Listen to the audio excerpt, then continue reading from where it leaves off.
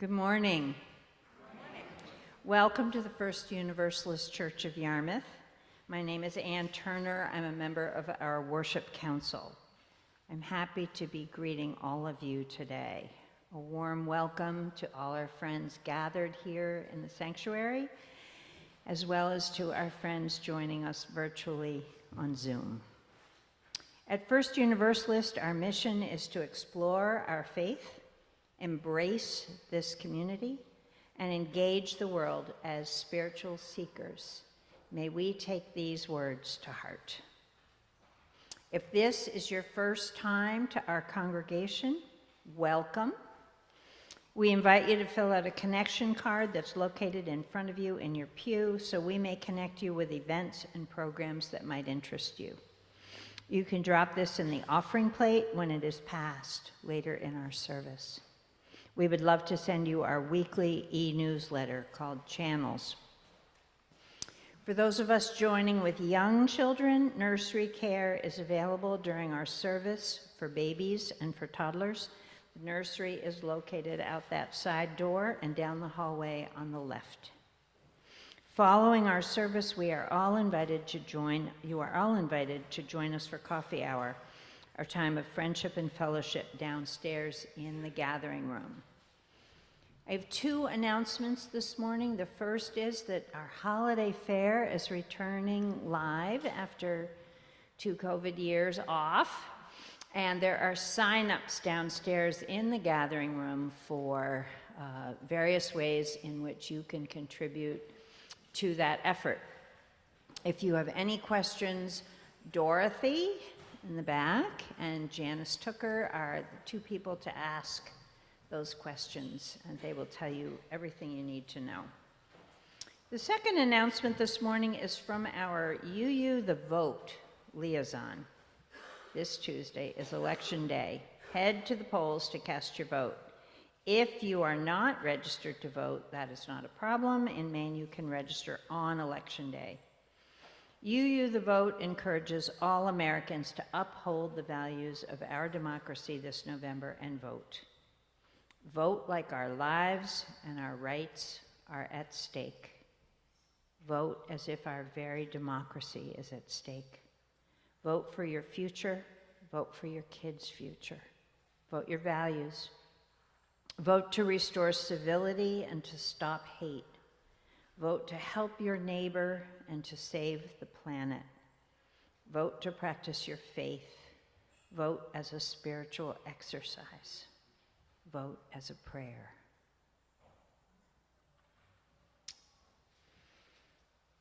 And now, I invite you to take a deep breath as we settle into our time together. I am grateful to join our guest musicians this morning, John Auble and his son Nathaniel, as we lead you into worship.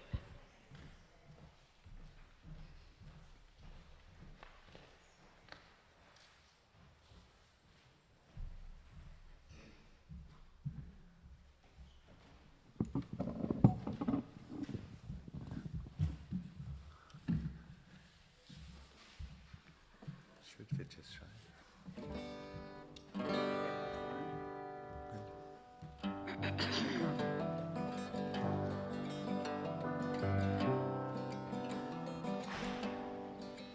There's a place in the world for a gambler. There's a burden that only he can bear. There's a place in the world for a gambler, and he sees, oh yes he sees, and he sees, oh yes he sees. There's a song in the heart of a woman that only the truest love can release. There's a a song in the heart of a woman. Set it free, oh, set it free. Set it free, oh, set it free.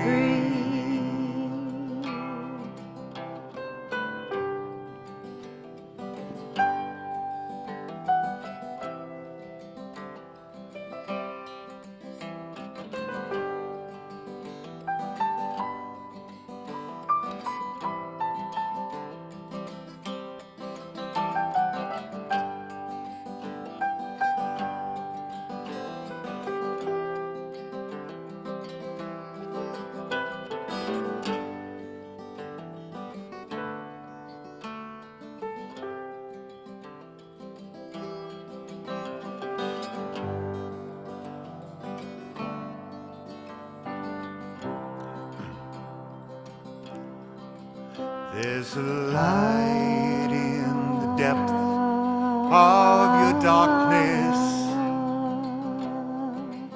There's a calm at the eye of every storm. There's a light in the depths of your darkness. Let it shine,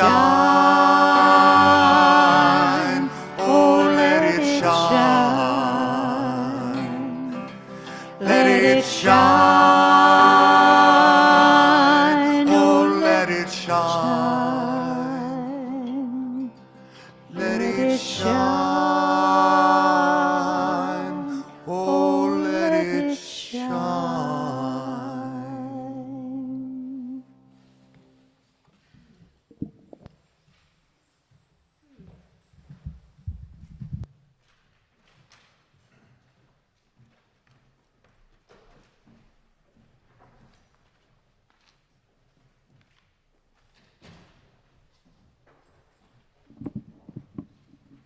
John, Nate, Anne, whew, thank you.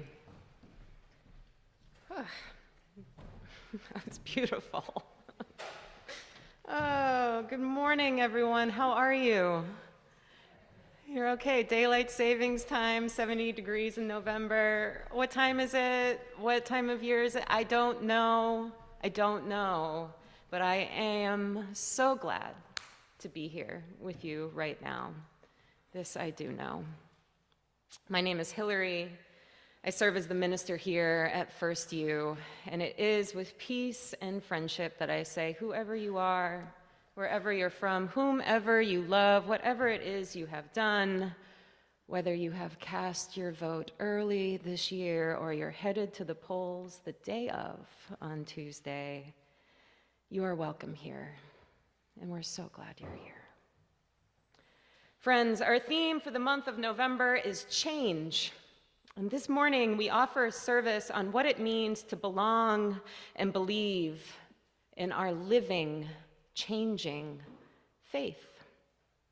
Though we'll be getting into some nitty-gritty UU polity and theology this morning, so buckle your seatbelts, your pew belts.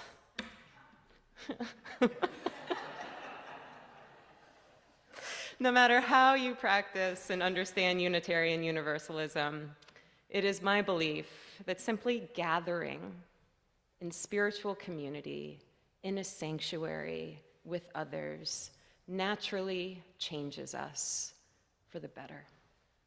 And it is with this thought in mind that I share our words of invocation this morning, a poem by Louis Simpson entitled, "At the Church Door." I didn't stay for the closing hymns and prayers. I felt out of sorts, so I left. Someone was before me at the door, a child gazing at a spot on her wrist. She said, "Can you help me?" "What is it?" "A ladybug," she said. So I opened the door And she said, "It jumped off." We stood looking around. "It'll be all right," I said. She went in and I left, taking care where I stepped. Good morning, my living, changing, caring friends. How good it is to be alive together right now. As we begin this sacred time in this shared space, let's take a moment to turn and greet our neighbors around us. Wish them a good morning.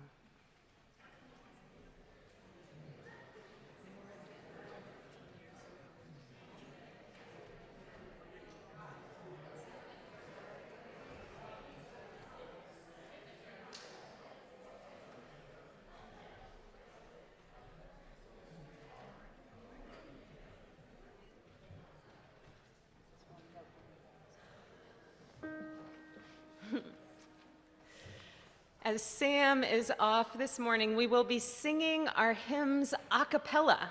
Very exciting, living, changing faith. We picked some easy ones for you, and members of our choir will be helping getting us going. Yes, thank you, members of our choir. Our opening hymn, if you will rise in body and or spirit with me, is number 1007 in your teal hymnal, "There's a River Flowing in My Soul." Choir, I will leave it to you.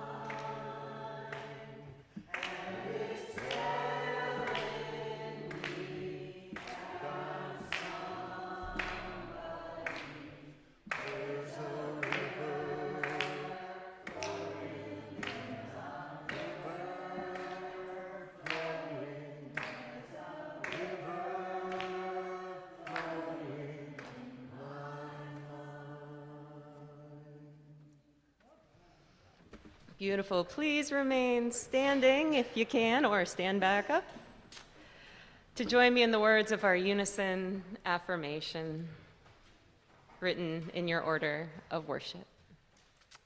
We are united in seeking to increase love with justice and to constitute a free church open to all people, mindful of our past and drawing upon modern knowledge. We respond to the spiritual needs of persons and are devoted to the common good in community, nation, and world.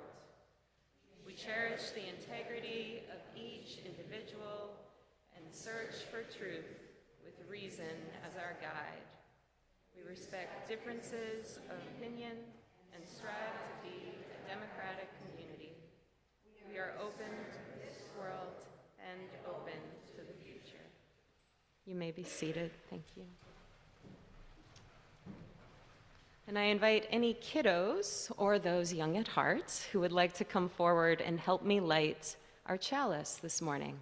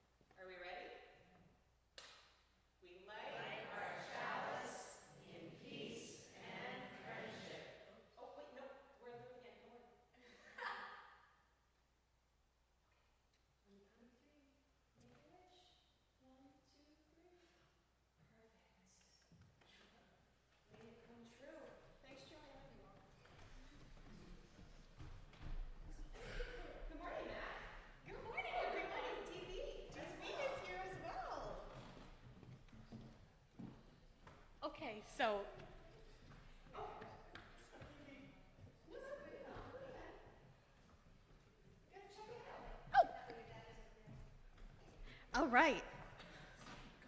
Today we're going to tell a story about a girl who was searching for a porpoise. Now, as you probably know, a porpoise is a sea animal in the dolphin family. Porpoises are smaller and shyer than dolphins. They're more difficult to find, but... The topic for today is about finding a purpose, not a porpoise. A purpose. Purpose. Yes. So, not porpoise. No, this is why Gordon can't go on vacation. No, not porpoise. Purpose. Okay. Oops. Well, do you mind if we tell our porpoise story anyway? It's the only story I have ready for this morning. Sure. Tell us about porpoises. We got this, DB. Okay. All right. So, there once was a girl named Amira, and all she wanted for her birthday was a porpoise of her very own. She wished and hoped and dreamed for a porpoise. She asked her parents and her grandparents, and she told all her friends at school that she was getting a porpoise for her birthday. But her birthday came and went, and she did not get a porpoise. She was disappointed, and she wanted answers. So she asked her parents, and they said, "Oh, Amira, we couldn't get you a porpoise. That's something you need to seek out for yourself." Amira looked at her parents kind of funny and said, "You know I said porpoise, right? Like the sea animal that's smaller than a dolphin." And her parents looked at each other and said, "Oops, but you can't have a wild animal for your birthday anyway." She asked her grandparents and they said, "Oh, Amira, we can't get you a porpoise. You have to find your own purpose when you're older, and sometimes even adults don't know their purpose." At this point, Amira was getting a little annoyed. She said, "I said porpoise, porpoise, the sea mammal, like a small dolphin." Her grandparents said, "Oh, sorry, we misheard you, but we wouldn't have bought you a porpoise anyway. They belong in the wild, dear." Well, Amira at this point was fuming.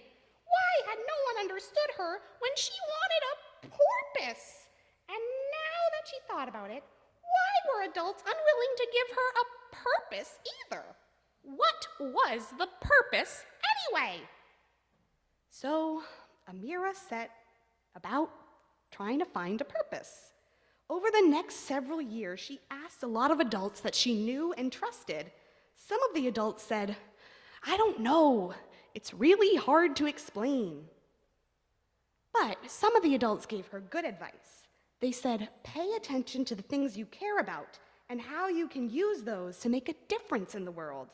You might not have a clear idea about it yet, and your purpose will certainly change over time, but if you think about the things you value and how you can use those things, then you're on the right track."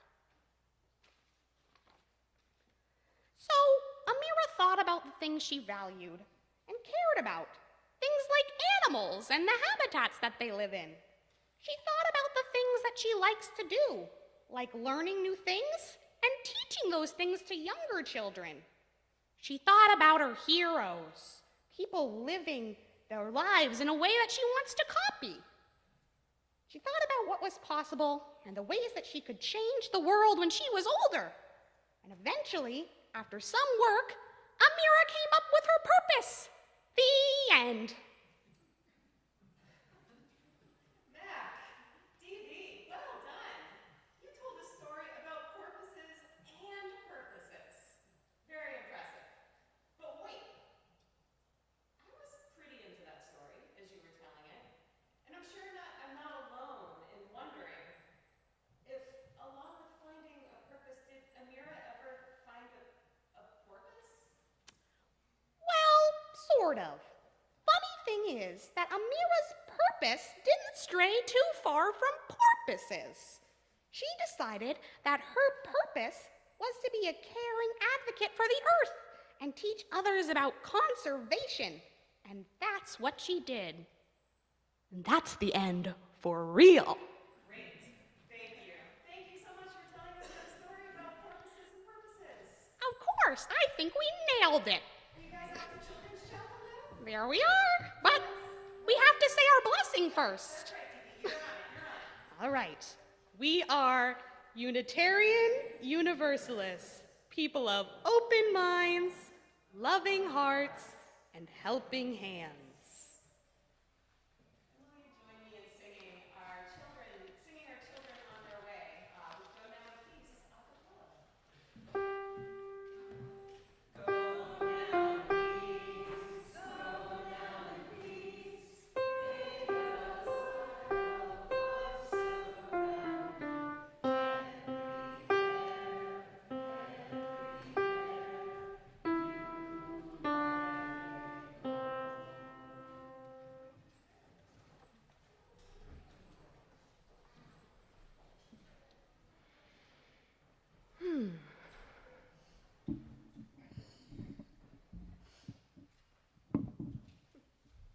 Change. I'm not used to the microphone being on this side of the pulpit. Oh, friends, we now come to the time in our service that we set aside for quiet prayer and events of the past week. Look forward to what might come in the hours and days ahead. Offer a prayer of loving kindness to those in need of loving kindness, or simply be here now, and it's in this moment and all of its fullness. Following our time of quiet, I will ring a chime, and all will be welcome to come forward and light a candle for a joy, sorrow, or concern you hold today. But first, won't you join me now in taking a deep, refreshing breath in. Every person has the right to flourish with dignity and worth. We share this week's offering with the Yarmouth Food Pantry. They'll be preparing Thanksgiving baskets for their clients and have asked us to provide 40 cans of whipping cream. That's kind of fun, huh? Your contribution today will be used for First U to make the purchase of this cream, as well as supporting the ongoing work of the Yarmouth Food Pantry. For those in our sanctuary this morning, we'll be passing the offering plate to one another. And for those gathered with us online, you're invited to make your offering using the donate button in your order of worship. You can also make an offering by dropping a check in the mail. Thank you all so much for your generosity.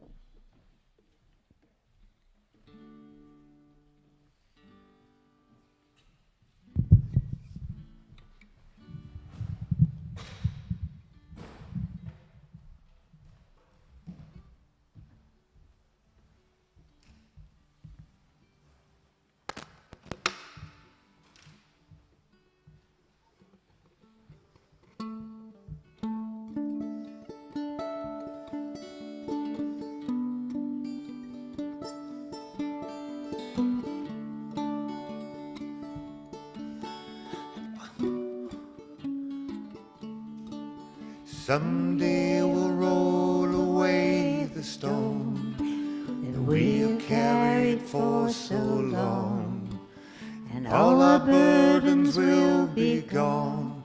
I can't wait. We will find our way to and understanding of all views. No prayer shall be refused. I can't wait.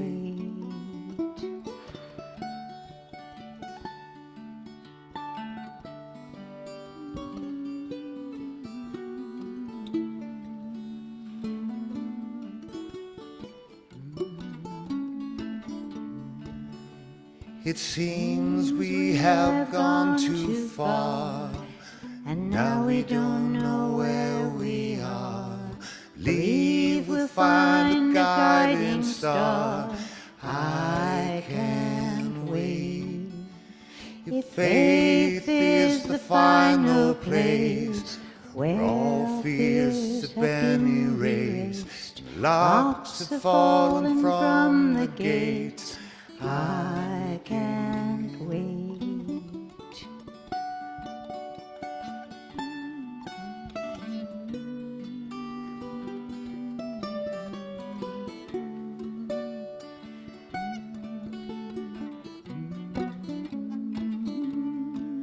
Someday we'll roll away the stone that we've carried for so long. All our burdens will be gone. I can't wait. We will find our way to an understanding of all views. No prayer shall be refused. I can't wait. I can't wait.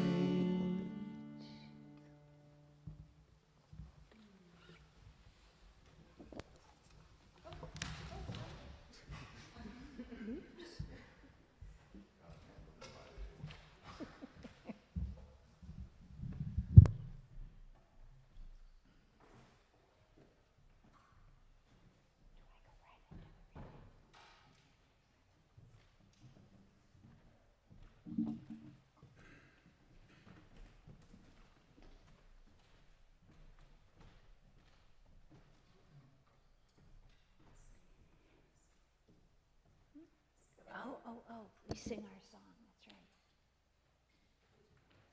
Please rise for our song of thanksgiving. Yes. From thee I receive, to thee I give, together we share, and by this we live. From thee I receive, to thee I give, together we share, and by this we live.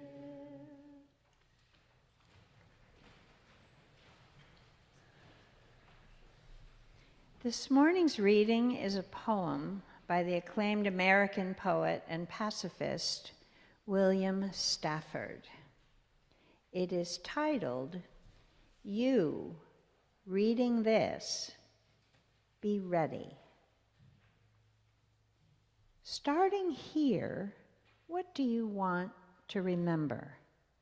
How sunlight creeps along a shining floor? What scent of old wood hovers? What softened sound from outside fills the air? Will you ever bring a better gift for the world than the breathing respect that you carry wherever you go right now? Are you waiting for time to show you some better thoughts? When you turn around, starting here, lift this new glimpse that you found. Carry into evening all that you want from this day.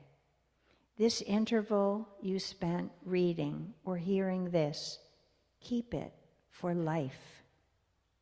What can anyone give you greater than now? Starting here, right in this room, when you turn around.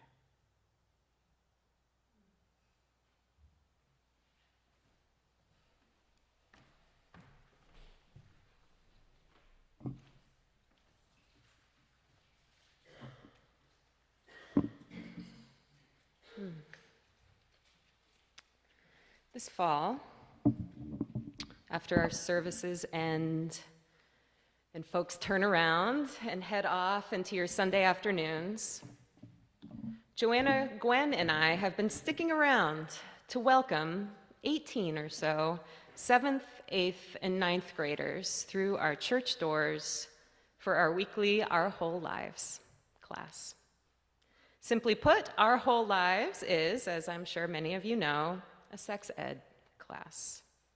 However, with a 500-page long curriculum, there is nothing simple at all about OWL. It is a comprehensive sex ed class. And having taught the course a bunch of times now, I have come to understand it and to explain it to anxious parents as a class about building and maintaining healthy relationships. Healthy relationships with family, with friends, with lovers, with partners, and most importantly, healthy relationships with ourselves. We discuss boundaries and consent, self-care, honesty, ways to show affection, ways to say no, mental health, body image, all sorts of things. One of the first sessions of the course is entitled Examining Values. And in it, through various discussions and activities, we invite students to clarify their values. That is, clarify the beliefs they hold that guide their behavior. We then discuss all sorts of different issues and scenarios and invite kids to reflect on the strength of their values. How do they hold up in the face of opposing values or complex, nuanced scenarios? The final activity in the session is always a crowd favorite: values voting. No matter how quiet and awkward kids have been up till this point, values voting always gets them talking. During the activity, we get up from our chairs and head to the hallway, where we've placed a sign on one side that says agree, and on the other side of the hall, a sign that says disagree. We then read a series of declarative statements like, 13-year-olds are old enough to date. It's okay to make comments about other people's bodies. And there should be more restrictions on explicit material on the internet. And so on and so on. And after each statement is read, students are asked to move along the spectrum to a physical place that they feel they reside in their agreement or disagreement of what's just been said. 13-year-olds are old enough to date. Agree, disagree. Though it's a wonderful way to ponder some big questions collectively and consider the values that shape our opinions, what I feel gets people talking during values voting is the fact that you can actually see how other people are formulating their value system as they physically move around and find the place that fits. And at the same time, you are formulating your value system, moving around and finding the place that fits. You see, with each statement, you don't just move to agree or disagree. The hallway is a spectrum. You can stand in the middle if you want, or a little left or right of center. Over the course of the conversation, you might walk to the other side. Once each statement is read, I enjoy noticing how folks always look to their right and left before they move, as if they're feeling each one out. Do I agree? 13-year-olds are old enough to date. 13-year-olds aren't old enough. Oh, I don't know. Once we've spread ourselves along the spectrum of agree or disagree, we of course don't leave it at that. Whoever is facilitating asks various people why they stand in their specific spot. And from there, we hear each other out. Even though on the surface we're talking about 13-year-olds dating, the discourse can get pretty deep. We start talking about trust and respect, responsibility, control, family expectations, self-esteem. It's big, formative work to identify your values and consider how strong they are, how important they are to who you are and how you live and have lived and will live your life. Friends, what are your values? What values guide your actions?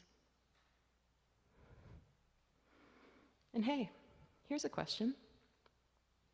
Are these values in line with Unitarian Universalism?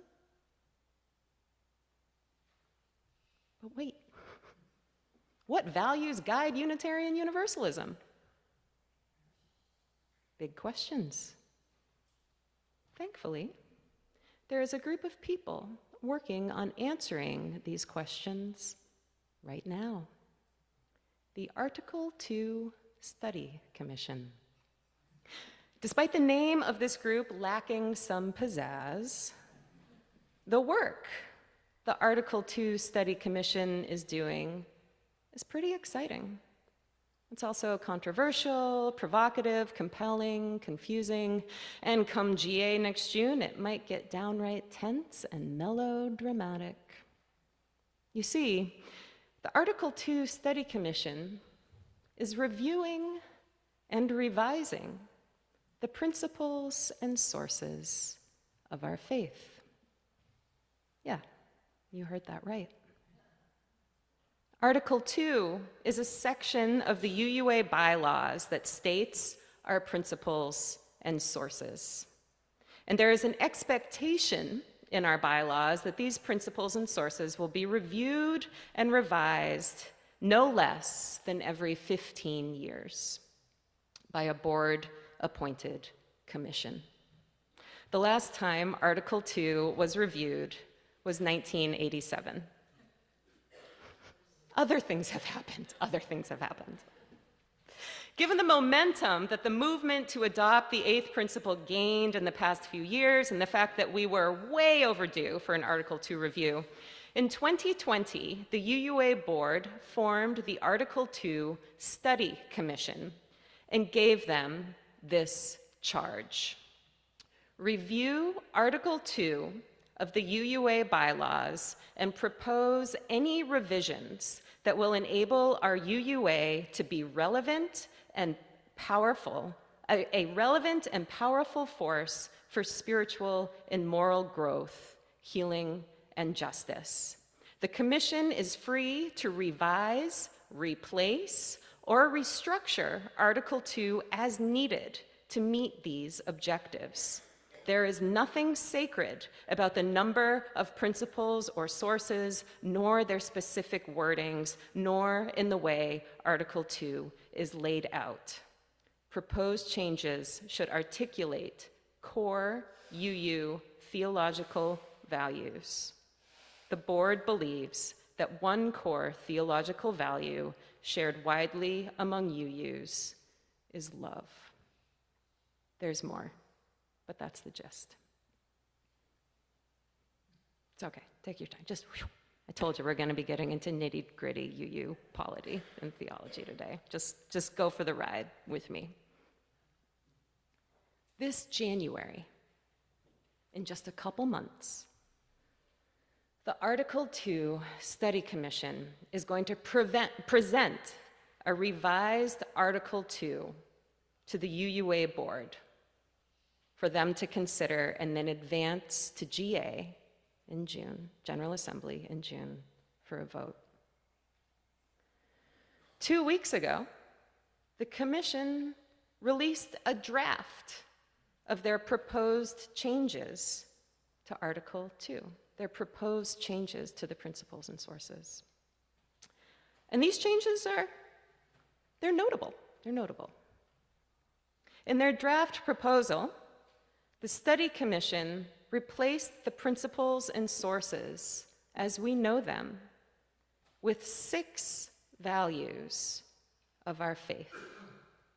each rooted, as charged by the board, in love. So again, the study commission is advising we do away with the 7, or 8 in our case, principles and 6 sources, and instead ground our faith in 6 values that they believe are the core values of Unitarian Universalism. You want to hear the 6 values? The 6 values are justice, generosity, evolution, pluralism, equity, and interdependence. And the commission provided a symbolic graphic to accompany this vision, in which these 6 values are placed in a circle around the word love. Justice, generosity, evolution, pluralism, equity, interdependence, love. Along with this graphic, the study commission provided defining and deepening language to accompany these values. They suggest we read this text 3 times. On the first time, they ask we read to observe how it makes us feel. On the second time, they suggest we read to observe how it makes us think. And on the third time, read it one more time before making any suggestions. They know you so well, right? They know that we're just going to read it and have an opinion. No, there's a feel it, think it, read it again, and then offer your suggestions. And I will say, as far as suggestions go, the commission is hosting open feedback sessions on Zoom this week and maybe into next week a little bit. You can find these sessions on the web, and I've also printed out information about them, which you can find in Coffee Hour. You also can email me if you can't track it down, and I'll send you the link. So in a moment, I'm going to read this accompanying text to these values, but just once, not 3 times, just once. I have also made copies of this text, this draft proposal, that are available at Coffee Hour, and I encourage you to snag one and bring one home and practice this spiritual reading practice of reading it 3 times. You can find it online too. So here is the text that the Article 2 Study Commission has developed to accompany the 6 values they've determined are core to our faith and more relevant than our current principles and sources. And as I read this, just settle in, just take a breath right now and just turn on your active listening skills and just be with this. Just feel it. Love is the enduring force that holds us together. Love inspires and powers the passion with which we embody our values. Inseparable from one another, these shared values are justice. We work to be diverse, multicultural, beloved communities where all people thrive. We covenant to dismantle racism and all forms of oppression within individuals and our institutions. We are accountable to one another for this work. Generosity. We cultivate a spirit of gratitude and hope. We covenant to freely share our faith, presence, and resources. Compassionate generosity connects us to one another in relationships of mutuality. Evolution. We adapt to the changing world. We covenant to collectively transform and grow spiritually and ethically. Evolution is fundamental to life and to our Unitarian Universalist heritages, never complete, never perfect. Pluralism. We celebrate that we are all sacred beings, diverse in culture, theology, and experience. We covenant to learn from one another and openly explore the depth and breadth of our many wisdoms. We embrace our differences and commonalities with love, curiosity, and respect. Equity. We declare that every person has the right to flourish with dignity and worthiness. We covenant to use our time, wisdom, attention, and money to build and sustain a fully inclusive and accessible community of communities. Interdependence. We honor the sacred interdependent web of all existence. With humility, we understand our place in the web. We covenant to care for and respect the earth and all beings by fostering relationships of mutuality. We work to repair the bonds we have broken.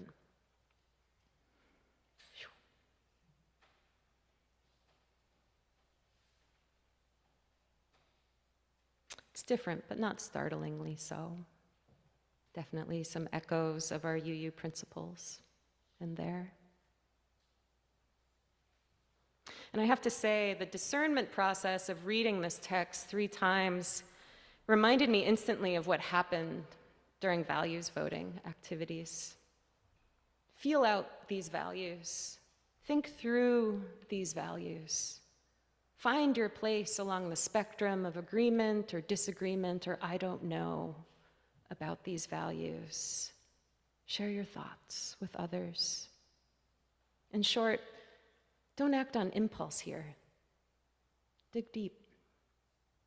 What's going on for you beneath whatever knee-jerk reaction you're having to these proposed changes, be it agree or disagree or this is so boring, I don't care? Why? Why do you feel that way? What's going on for you? Such reflection, such reasoning is a spiritual practice of our faith. Friends, I will admit, when I first read this draft proposal, my knee-jerk reaction was, okay. I think our vote to adopt the 8th principle 2 years ago did the important work of reminding me and preparing me for the change that naturally comes when you belong to a living faith. Ours is a faith that is alive. It moves, it changes. As the UUA board charged, there is nothing sacred about the number of principles or sources, nor their specific wordings. UUism is wild and wonderful, and it is work, my friends. We are called to dig deep and let go at once here. And what's the deeper value under my, okay? I'd like to believe it's openness to change. Trust in you, trust in us, joy of belonging to a faith that isn't attached to itself. Along with sharing our feedback with the study commission, we can also talk to each other about these proposed changes and our agreements, disagreements, shrugs, and knee-jerk reactions, such as the value of community. We could even do so in the model of values voting, if you wanted.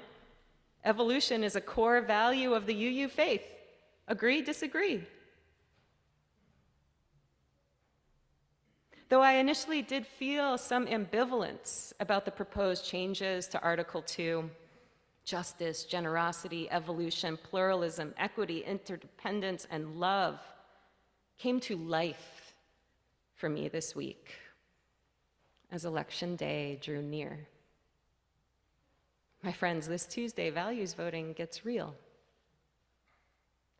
And this Tuesday, I pray that the great value of democracy is uplifted, upheld, and honored. Vote for your future. Vote your values. Vote as a prayer, my friends. Sure, no candidate meets all the criteria. They never do. That's why we have to hold them accountable after we vote them into office. But justice, generosity, evolution, pluralism, equity, interdependence, and love clarified for me why I am voting the way I am, and what exactly I will be holding our elected leaders accountable to once they are voted into office. And so, that was a lot today. And with all this, my valued friends, once again, what are your values? What are the beliefs that guide your behavior? Now is the time to get clear on them. Are you living your values? Feeling them, thinking them, speaking them, voting them? What can anyone give you greater than now? Starting here, right in this room, when you turn around. You're so valuable. Let it be so. And let's get to it, huh? Amen. May it be. Our closing hymn, once again sung a cappella, is number 318 in your gray hymnal, Singing the Living Tradition. We would be one.